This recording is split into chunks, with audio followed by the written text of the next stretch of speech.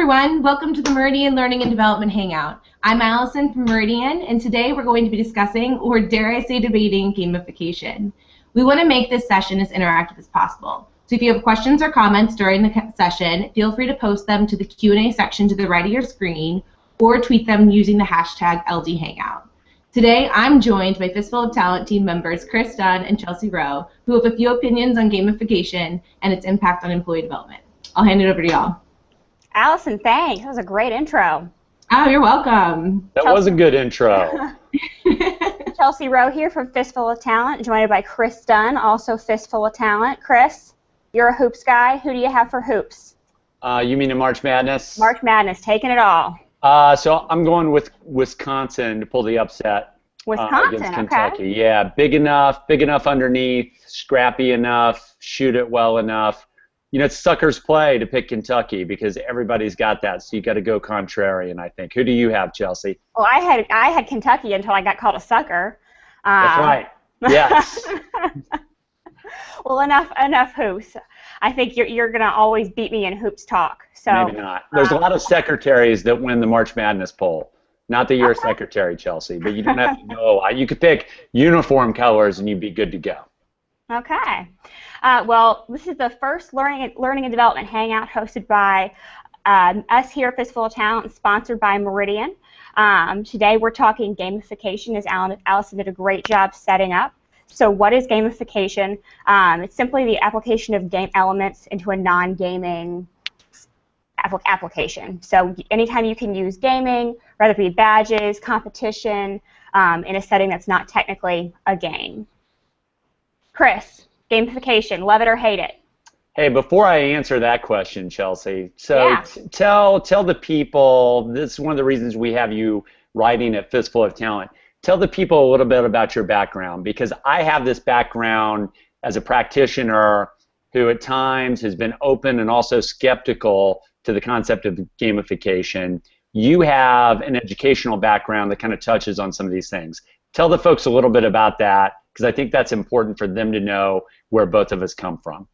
Sure. So my background is in IO psychology. I'm actually finishing up my master's at the University of Georgia. Go Dogs. And so IO psychology, if you're not familiar with that, is really just the application of psychological principles to the workplace. So start studying normal, everyday people, typically people who are healthy, high-functioning, helping people become more effective, happier in their jobs, and actually doing more work at times. So we sort of work on both ends of working for the employee and for an organization. Okay.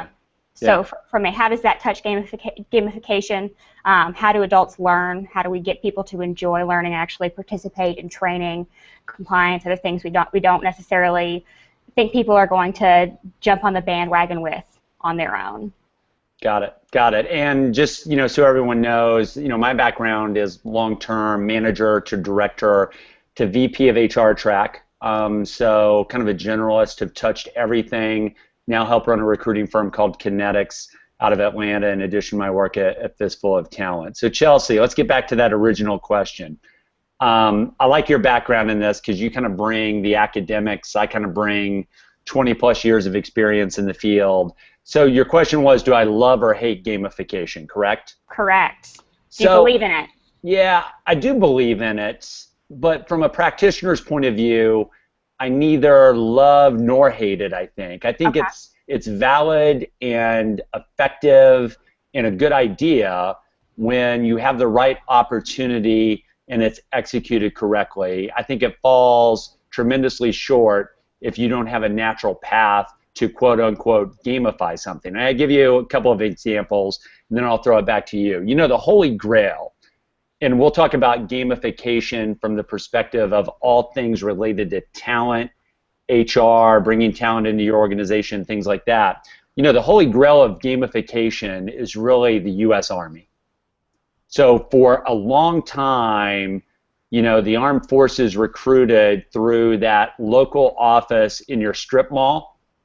And they probably had well, I shouldn't say this. I was going to say they probably had a low-performing sergeant that needed to be moved out of the field and became the recruiter, or maybe someone, and this is no joke, who took a disability and had to get out of the field and became the recruiter in that strip mall office.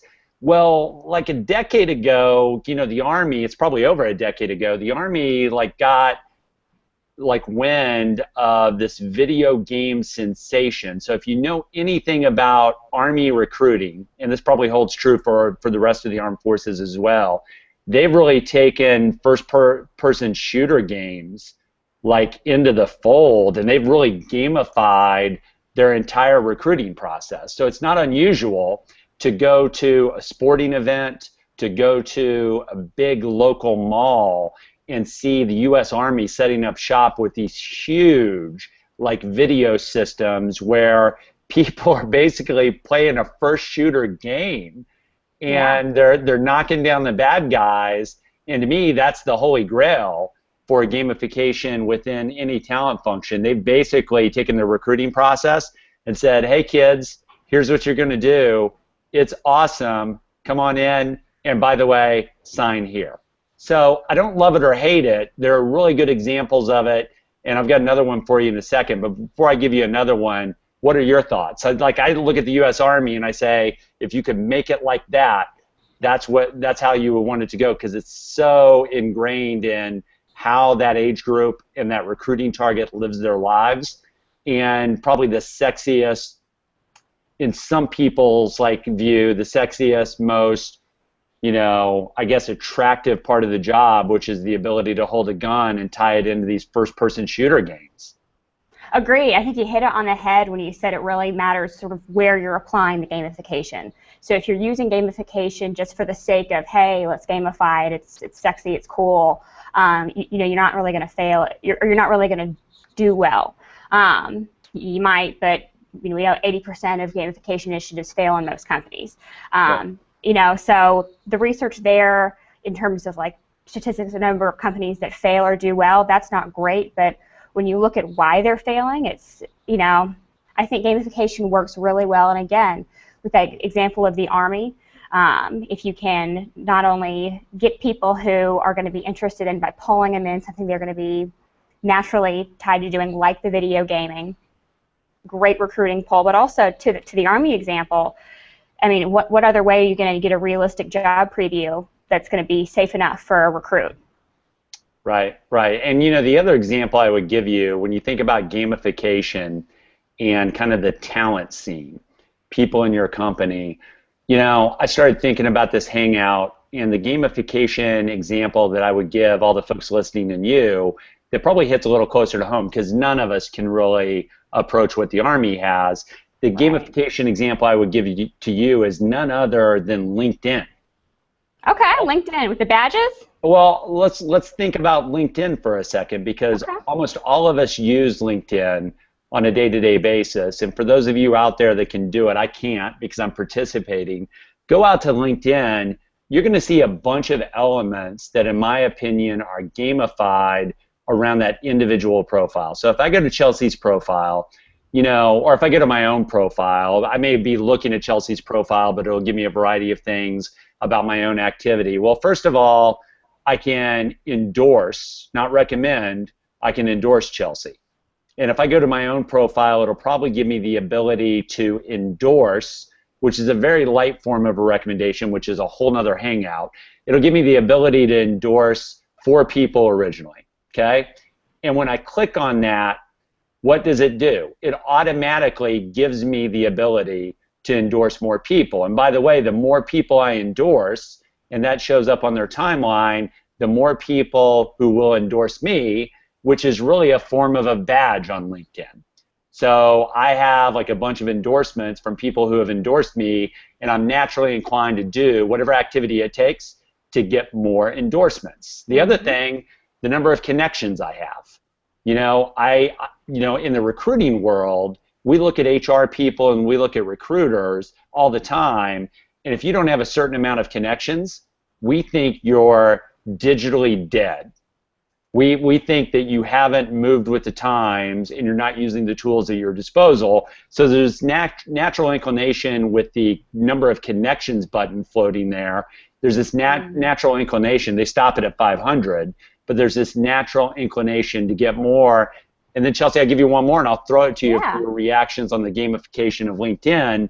The last one I've given you is it actually gives me stats on my main page in terms of my profile views, and get this, whether that's up or down in the last week. And if it's down, certainly that's provoking me to do more activity that's in the interest and benefit to LinkedIn, to do something on the LinkedIn graph that gets more profile views, whether I just view more people's profiles. And then the other thing it does is it tells me within some of the groups to which I belong where I rank on profile views. So for example, I can tell you at our company Kinetics that has like roughly 70 to 80 employees, a recruiting firm, I can tell you that today I'm number 3 in profile views in that company. And you know, the question becomes, in a company with a bunch of recruiters, who wants to be 71st when it comes to LinkedIn profile views, right? Yeah, you're right. If I was a smart owner, we would use LinkedIn to gamify the very activities. So we could use a third-party site, not even our own app or system, to gamify the activity that's in the best interest not only of the recruiters who work for us, but our company as well. So I give you LinkedIn. Pretty interesting example, correct? I like it. Yeah. Now, so you talked about gamifying at Kinetics. Would you ever do that? I would in a heartbeat. In a heartbeat? Yeah, because it's a form of scoreboard. And, you know, we've got a profile, you know, for the type of person who would be a recruiter for us. By the way, a recruiter profile, for the most part, if you're actually hunting candidates, a recruiter's profile is going to mimic a sales profile. So from a standpoint of some of the assessments we use, we would want someone who is highly motivated by individual scoreboards to be a recruiter. Okay, so that whole like profile view thing, and you need to remind me of this after this is done, we should make sure everybody knows that's there, because it's gamification without us even spending a dime, which is awesome and unbelievable all at the same time. I dig it. I dig it. So if you pull up, look a little more into gamification. You mentioned some of the stats, the numbers. Those kind of get a little bit into creating some conflict or challenge, which is an element. There's a guy named Dr. Richard Landers who comes out of IO Psychology, and he actually studies a lot of gamification. He came up with a taxonomy if you're nerdy like me and like stuff like that. But you know, not everyone's going to. That's cool. But some of the elements you were talking about like sort of creating that conflict and challenge, are definitely gamification applications that we can use across the workforce. LinkedIn's a great example. Another example of gamification that's sort of outside of the realm of work that we see more and more is, anyone wear a Fitbit? I don't, but I know what they are. So Fitbits are really fun because you know, they encourage you to exercise, blah, blah, blah, but where they sort of get a little more competitive is you can not only compete against your friends and sort of make sure you're getting more steps, but you can actually taunt people. So actually send message to someone and say, hey, you know, get off the couch, I'm beating you. Right. So gamification is making its way into our lives whether or not we like it at this point. Sure. So next question, Chris. Gamification just a ploy, trick to get people to work more? Yeah, I don't think it is. I think it's probably more, especially from an HR and a talent perspective, I think it's less about getting people to work more, and I think it's probably more about getting people engaged with the type of work they do. So, you know, a couple of examples I would give you just of kind of like segments of the talent industry. The first one's probably performance management. There have been a lot of interesting companies, many of which don't exist anymore in the performance management space, that tried to make a business out of really doing what I'll call like goal promotion and goal management. And without naming names, there's some defunct companies that couldn't get over the hump related to the way we view performance management that tried to create like a graph of goals within a company where you set a goal, everybody in the company that wanted access to your profile or that we set it to have access to your profile saw the goal you set.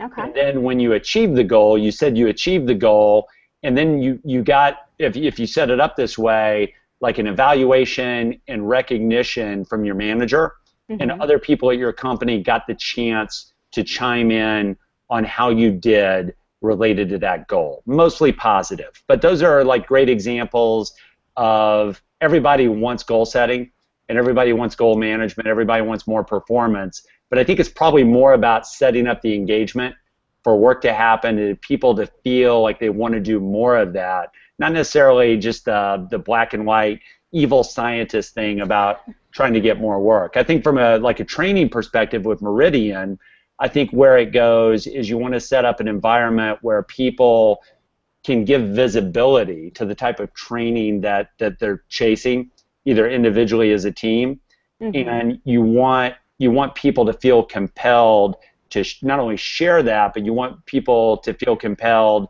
to complete those activities and then share them. So I don't think it's evil scientists as much as it is just setting up a framework where people can be engaged and that they're motivated to share more, and share more, of course, you do have to do more.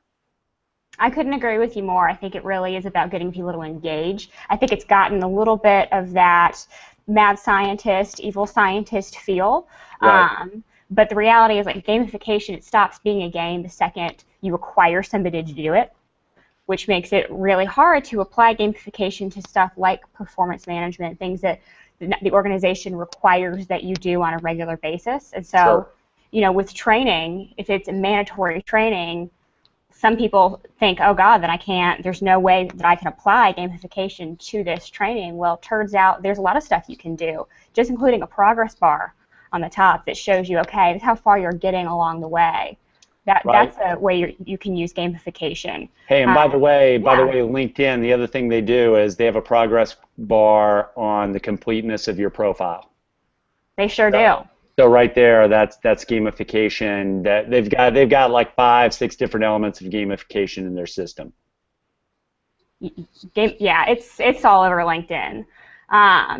Let's check in with Allison and reset real quick. So for anyone who's tuned in late, we are in the LD Learning and Development Hangout, sponsored by Meridian. Let's check in with Allison. Do we have any questions? We have one question, and it is, do badges actually really work? So badges. Yeah, I'm not really big on badges, but I'm not a very competitive person, but I'll toss that over to y'all. Okay. See what you think about it.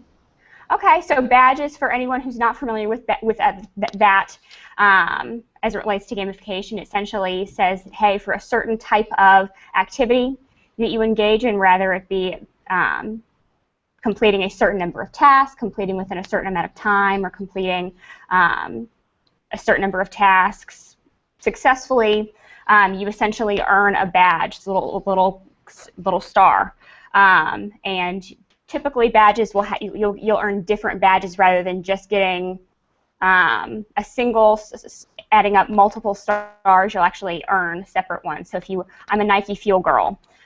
So if I work out 3 days in a row and I hit my goal, I'll get an On Fire badge. Do badges work? I think they work. That being said, I think you have to make it meaningful. You know, I think where Nike, for example, goes wrong with that is that there are, if you flip through the number of badges you can get, I think there's like 10 pages of different badges. And at some point, if I'm on fire, I'm hitting the bricks, I can be, at some point it starts to be like, okay, you just made something up. Yeah, and I would like chime into that, and then I won't be long, but I think if our childhoods show us anything with Boy Scouts and Girl Scouts, it's that badges work for human behavior with the vast majority of the population, cynics like myself and Allison notwithstanding. Nice. So so Allison, how much time do we have? We have about 1 more minute to close it up. I don't know if you guys have any last remarks. I don't like badges, but like scoreboards, that's like, if I'm I'm a social person, I'm a marketer, so if there's like a marketing social competition with the scoreboard, I'm the first one to like ask my friends to help me win and things like that. So I definitely think those sorts of things work within gamification for sure. I dig that. Chris, we'll go low-hanging fruit for applications of gamification. Anything in the talent sphere? You mentioned LinkedIn for tracking your recruiters. Yeah, I mean, I think, low-hanging fruit, look for some of the tools that already exist, because I think the biggest challenge is, from a gamification perspective, for any HR leaders and talent leaders out there, is, first of all, it's hard to find the right opportunity for your business to do gamification. And even if you find it, you've got a tech challenge in front of you, because most gamification includes some type of technical solution. And then the biggest hurdle you've got is even if you make it through those first two challenges, biggest hurdle you've got is, adoption. You've got to market that gamification. You've got to build that trust to the point where people actually use it and get user adoption so it will continue. I'll give you like one idea. If I was going to do gamification from a low-hanging fruit perspective inside the organization, I would probably do it on, like, obviously you have to have an individual profile. I would use a scoreboard like Allison said, and I would probably mix a score of activities that were important to me, like maybe goal setting and goal management. Okay. And then I would weave in some things that are fun. And like the biggest example of something that's fun that's kind of sweeping the universe right now is, what's it called, Trivia Crack? Yes. So, what I would do is, from an onboarding perspective, I would try and do something that I needed. I would do a score total with that, and I would bring in something like a version of Trivia Crack, and 1 out of every 3 questions would have to be work-related or related to the history of the company or our product lines, but the other 2 out of 3 would be just for fun, and I would build that into the score, and that would be the way that I would, quote-unquote, influence or trick people, as it were, into building their score and kind of like building towards everything Allison mentioned on the power of the scoreboard, which, I think the last thing I'll say is, probably there's a significant portion of the population, like Allison and myself, that react to the individual scoreboard. But there's also the flip side of that universe. It's probably not motivated by the scoreboard, and that's why badges exist and things that are gamification related. Right on. Awesome. Well, I think you actually segued really well. We're going to wrap up here, but our next hangout is going to be April 21st, and it's about what learning and development and training people can learn from marketing people. So, stay tuned. We'll send out links for that hangout, and thank you everyone for joining us today. And thank you guys for participating. Thank you, Allison. Thank you, All right, Allison. bye. Thanks, Meridian.